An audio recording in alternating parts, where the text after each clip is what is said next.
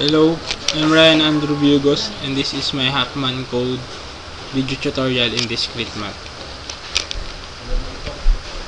This is my graph with the character A, B, C, D, and E with their frequency. The Hackman code is none because we will find it out later. The first thing I do is I sort it from the smallest frequency to the highest, 2, 8, 10, 14, and 16. You must add the two smallest number. 2 and 8 is the smallest, so we add these two. The sum is 10. Next, we add again the two smallest. The two smallest number is 10 and 10. And add again the two smallest. The two smallest here is the 14 and 16. And last, sum the two last number, the 20 and 30. We will convert it into the binary tree.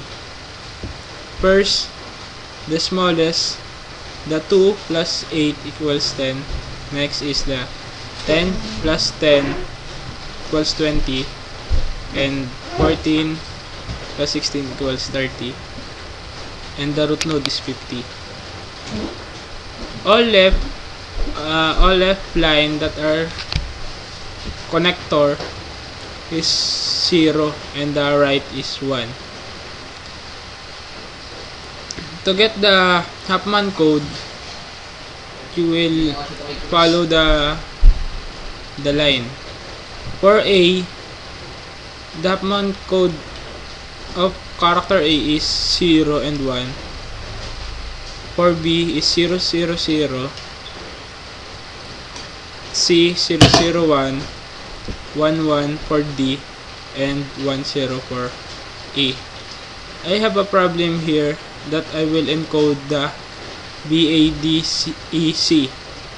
The value of A is 0, 0, so I wrote the 0, 0, and BA is 0, 1, D is 1, 1, E is 10, and C is 0, 0, 1. Next is the decode.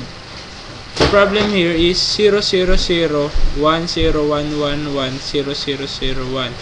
The value of first 3 0 is B, and 1 0 is letter E, and 1 1 is D, and 1 0 is E again, and last is the 0 1 is C. And that's all. Thank you for listening. I hope you learn for my tutorial.